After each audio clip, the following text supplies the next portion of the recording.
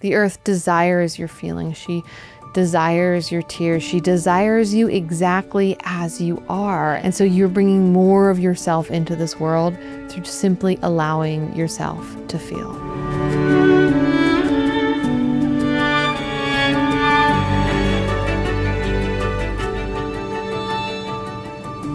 Hello and welcome back to Remember Why You're Here, a podcast for seekers and sensitives where you can relax, receive, reconnect to yourself, and remember the most important thing of all, why you're here. I'm Asia Suler, author, teacher, earth intuitive, and this is our reading for the month of November. So every month I tune into an intuitive reading for the month ahead, picking a card for this month ahead, and the card for this month was a really powerful one. It's a really potent one, and it's making me feel that there's going to be some big stuff up in November, but big stuff coming up in the internal landscape and it coming up so that big openings can come in on the other side. So this month we're having themes of emotional cleansing and clarity up for us, as well as releasing built up charges, integration before a peaceful plateau, and spiritual catch up. So let's go ahead and get into the energies for this month of November 2025. For this month's reading, I chose a card from the SOOTH Oracle deck, a beautiful deck by the artist Rima Staines with writing by my beloved friend and the incredible author Sylvia Lindstedt. The Oracle deck SOOTH is kind of a journey unto itself.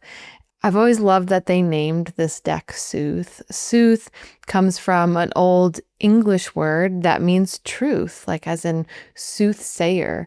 And this word also comes from an older European verb that meant to be. So there's this aspect here with this deck of what Rima and Sylvia were tuning into here is connecting to the truth of existence, this truth that really allows us to recognize where we're at in our being, but also to speak into being, to write into being our futures.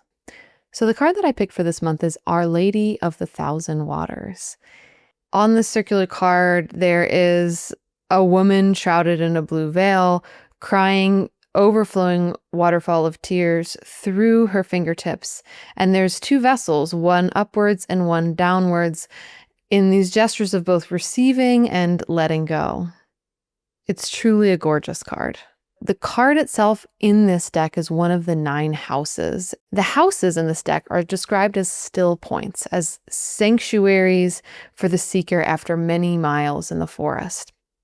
So there's this sense of the houses in this deck being this benevolent resting place, this place where you can get what you need to keep going. They are places of comfort, healing, and they reflect back to the bigger picture of the landscape that you're moving through. So this is how the creators of this deck describe the suit of houses. And so this card, Our Lady of the Thousand Waters, is one of these houses. And Sylvia's writing for this description was just so beautiful that I wanted to go ahead and read the whole thing because I just always find Sylvia's writing to be absolutely transporting. So wherever you're at, get comfortable as we sink into this reading for Our Lady of a Thousand Waters. So I'm going to read her description, which is part prose, part poem, part landscape that you step into. And then I'm going to talk about my reading, what I picked up on, what came in through my guides, the messages that are inherent in this truly beautiful card. Our Lady of the Thousand Waters. There is a valley just beyond the ones you know. In it, the ground shines with water that flows from 1,000 underground springs. The water is cold around your ankles. It flows up out of total darkness between smooth stones. It runs in 1,000 silver streams. The sun is just beginning to rise, and suddenly the ground all around you is blinding with the light that shines off the water. You make your way up the valley, through the shallow silver water to the base of a low rocky cliff, where a small stone chapel has been fashioned around the 1,000th spring. Here the water gushes up from a stone cleft, clear and cold as winter. It pours into a smooth-edged basin, then out into a little channel into the daylight. Our Lady of the 1,000 Waters sits softly, one hand on the vessel, one hand in the water, listening. Day and night she watches and she listens to what sings up out of darkness. The amphora is as old as daybreak. It is the vessel of returning to life, the vessel of filling up again after loss, the vessel of miraculous fish, the vessel of grieving, the vessel of the tears of the world, the vessel of the poetic speech of bards, the vessel of the land's guardians, the vessel of deepest emotion, the vessel of the heart purified by weeping, the vessel of life-giving rain, the vessel that ends drought and wildfire, the vessel that cools rage and brings peace again to places of war. What grief, she says to you as you approach her, pouring cool, sweet water over your hands and feet, have you been carrying for too long because it hasn't felt safe to cry? And what joy, she says, placing the jug into your arm as tenderly as if it were an infant child, have you locked away as only a memory that longs to be a living spring. Go walk in my waters, drink of my waters, bathe in my waters, weep in my waters, become my waters until you are at peace. You can do nothing but obey her, for her words carry a compassion so tender and so soft, there is nothing hard left in you. You carry the amphora against your body. It is as heavy as a small child. You dip the rim of the vessel in and bring it to your mouth to drink. The tears come then, sudden and sure, flowing down your face and neck, down upon your hands, down where the sun has touched the water. They come for a long time, pouring through you without any attempt to slow them. Where they touch the water, it receives them, like little minnows, like fish of great import, like life returned. So I hope in that reading of those beautiful words, you were able to feel your connection with Our Lady of the 1,000 Waters. Maybe she came to you, maybe she spoke to you through those words, spoke to you through the lines that stood out to you, that were limned like a leaf in sunshine. Pay attention to that. Pay attention to whatever it is that came forward for you in that piece of poetry. And now I want to move into my reading based on this card, what came through for me, what my guides showed me, and what we can look at as a map through the landscape of this month ahead. There was this immediate feeling when I picked this card of this invitation this month to embrace what I'm calling the poetic or imaginal realm, this realm of rich creation and artistry and poetry, these realms that are governed by emotion and feeling, realms that we cannot access unless we are willing to feel, unless we are willing to have our deep emotions. So there's a call this month for allowing yourself to go there, that there's creative fertility in these places of deep emotion and deep feeling, and that this realm that I'm calling the imaginal realm, or the poetic realm, that this is actually really important for any kind of creation. And our passport into this realm is being willing to feel. There's a sense with this month that we are in a little bit of a transitional time, like this transitional watery month in the midst of this longer journey, in the midst of this hike. So the sense of being en route, like you have been building something this fall, you have been working on something this fall, and you're still moving towards this. And yet this month there's a sanctuary in the midst of this hike, in the midst of this climb. And this is a little bit of a respite, and it might not feel like a respite at all moments, because there is this deep emotionality piece that wants to move through you, these deeper tides of feeling that are coming up as energy, as charges, that are wanting to be felt, that are actually giving you deeper access to the imaginal realm, to the poetic realm, if you allow yourself to feel it, if you allow the waters to move through you. There's a sense of like a glimmer of a project or an idea that has been carrying you and is going to continue to carry you on.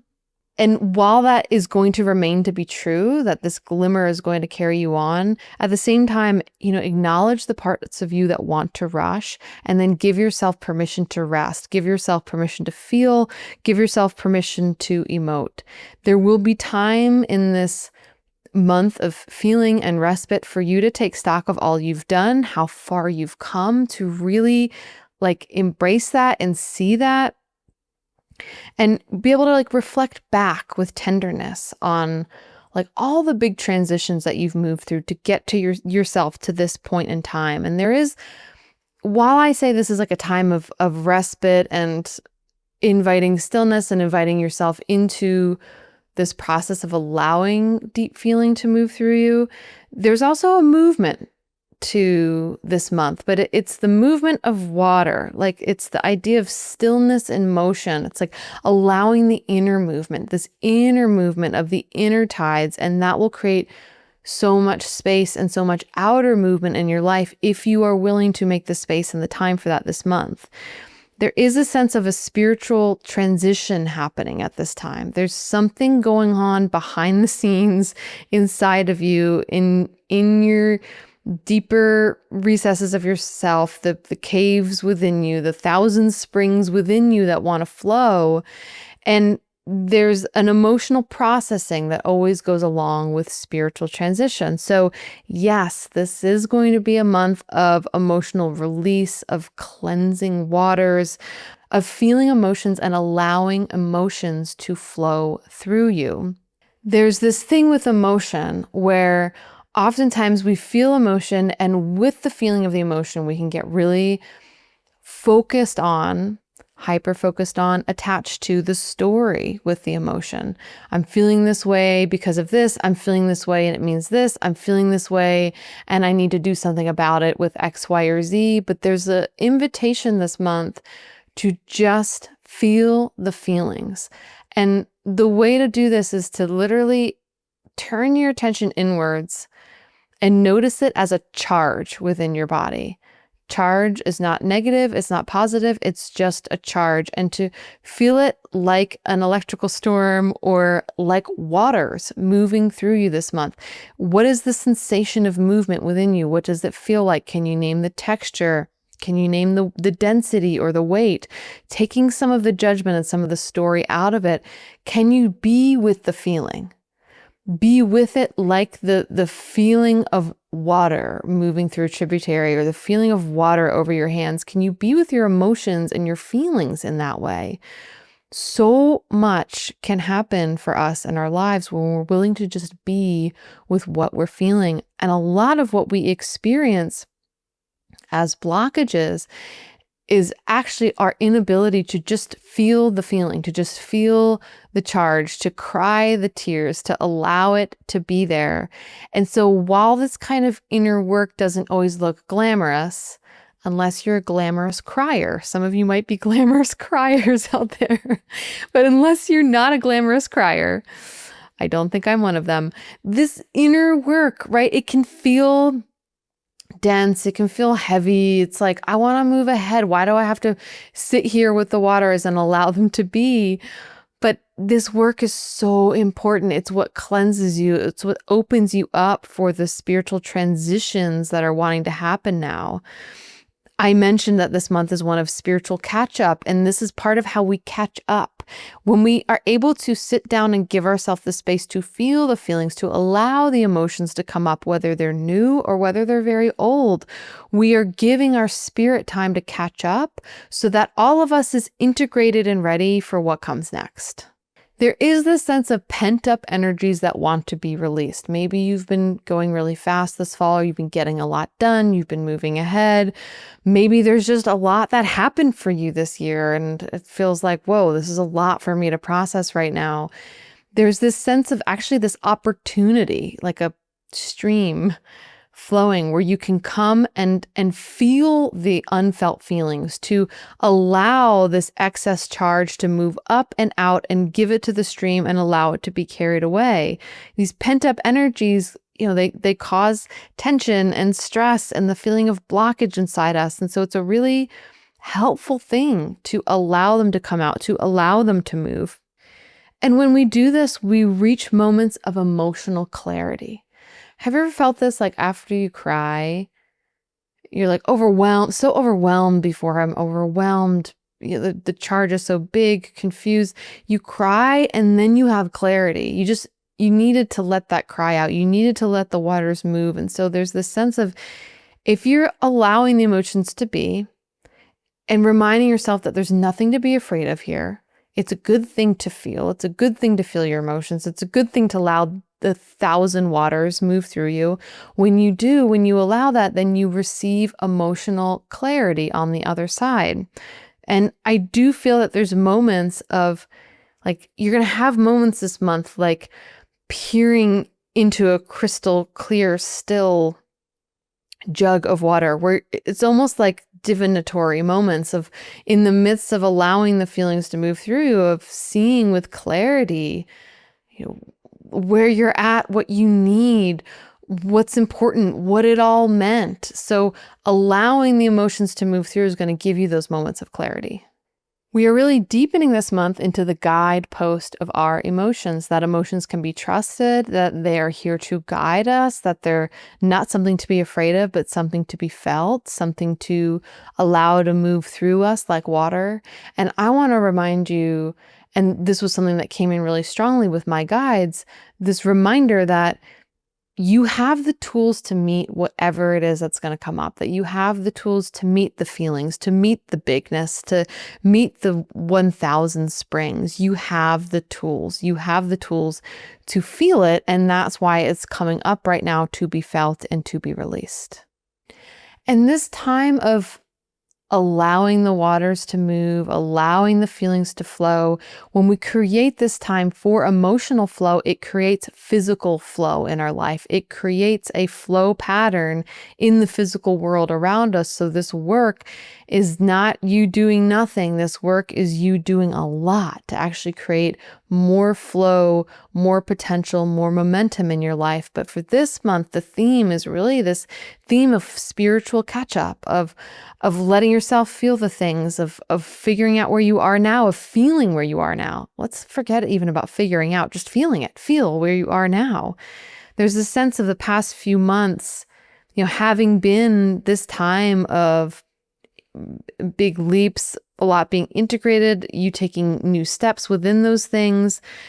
And so we're playing this spiritual catch up this month, because what came through for me is that there's some sort of connections or opening that's going to happen in December. Like there's sort of this fresh energy that's coming in December. So you're letting yourself catch up now. You're letting yourself be in transition now, almost like the rain coming through so that the sky can open up again. November culturally is also a very contradictory time. And I want to name this really clearly, because in our bodies and in the body of the land, November is a time of slowing down. If we were living in sync with the earth, with nature, this is a time in which the crops are going back to the earth, in which life is going into the underground world, in which everything is slowing down. We would have been slowing down too. And yet we live at a time in our culture where this is often a month of gearing up. We're gearing up for the holiday season. We're gearing up for the end of the year. And I just want to name that contradictory energy can sometimes feel a little crunchy. It can feel a little grating, and it's not a sign that you're doing anything wrong. It's actually just a sign that we live in a time where our calendar for the year does not match up with the deeper rhythms of our bodies. And so I just want you to know that there's a slowdown that wants to happen here. And you might read it as a low. You might be reading this slowdown as a low, but it's not. It's actually a deep desire for slowness and integration. So remind yourself of this. If you feel like you're having any lows this month, remind yourself that this is not a low. This is my desire to be slow, and give yourself permission to do that. Because if you allow that slowness, if you allow yourself to feel this month, to allow those feelings to help you transition to this more poetic mythical, creative state. You'll be given the energy you need to move ahead in whatever it is that you're creating or building, whether it's a relationship or an endeavor or some sort of creative project. This is actually really important behind the scenes work happening this month. But we just need to be gentle with ourselves in taking that permission to slow down, to integrate, to feel the feelings, to allow this spiritual catch up to happen. And whenever we can, embrace the peace within the moving energies of this month and to know that you are supported. This was really important. Specifically, this card that came up is one of these house cards. It's one of these Our Lady cards. And so you can call on Our Lady of 1,000 Waters. You can call on, whoever it is that you feel holds you and helps you through these times. We are never meant to do this alone. It's deep, like spiritual tides this month, like deep work that is coming up, and that really you're not even efforting within, you're just allowing to move through. You're giving it permission to move through you, but know that you can call upon guides to hold you and help you, and that this is meant to be a still point. This is meant to be a resting point, a sanctuary where you allow the waters to flow again, and those waters are life-giving. So know that whatever you're moving through this month, you are not alone. We are all moving through deep times together. We're moving through deep tides. And this work has the potential to open you up to the freshness to come, the perspective to come, the healing to come. It is soul work. There is beauty in the midst of this. There's so much beauty, like the gorgeous mythopoetical description of this card, to allow what is moving through you to be life-giving nourishment for this world. The earth desires your feelings. She desires your tears. She desires you exactly as you are. And that is so much of what actually happens when we allow ourselves stillness, to the slowing down, the deep feeling, the mythopoetic realm, that we are becoming and living into more of our full selves. We are giving more of our full selves to this world, the full spectrum of all the energies that we carry, all the emotions that make up the tapestry of who we are, the deep creative tides, the deep creative wells of who we are accessed through this thing that we call emotion and feeling. And so you're bringing more of yourself into this world through simply allowing yourself to feel. So if this reading resonated with you, whether you're listening at the beginning of the month or later in the month, I'd love to hear from you. I'd love a check-in. I'd be curious how you're doing, what's coming up for you. You can leave a comment or head over to my website, asiasuler.com/remember, and leave me a voice note. I am still deep right now in my sabbatical, working on this next book, and it's making me really curious what's going to come up for me this month as I'm engaged with this really important creative project of mine. I'm super curious about the ways in which I'm going to integrate what I've been learning, what I've been working on, whether I need to anticipate not being able to get as much done this month and just be with the feelings that come up. But after getting this card, I'm so convinced that no matter what comes up, it is actually like so important. It's so much forward momentum for us. It's just that in the moment, what it's going to look like is slowing down and being with sensation and being with feeling. But it's deep, it's rich, it's mythic terrain that we're entering here. So thank you so much for tuning into this reading for November 2025. If you are loving this podcast, it would mean the world to me, like 10,000 springs of gratitude if you left this podcast a rating or review wherever you listen. It has very much felt to me like a waypoint on my journey of being able to sit and sip and drink from the cup of what you all have proffered in terms of your love and your support and your feedback. And it would just mean so much to me if you took a moment to do that today. And know that I'm with you as we walk into this month, this beginning of the close of this year. I can't even believe that I'm saying that. I can't even believe that we are at the end of 2025, but this feels like it's initiating this process that is helping us to close out this year. And there's so much beauty in it. There's so much potential in it. And I'm really, truly excited to see what arises out of the deep cleansing and holding and vessel of this month to come. So however this lands with you, however the waters move through you this month, may they rejuvenate you, may they bring you support, may they bring you nourishment, may they bring you a poetic way of seeing, may they help you to remember the vessel that you are, and may they help you reconnect to that life-giving water, that life-giving well that is remembering why you're here.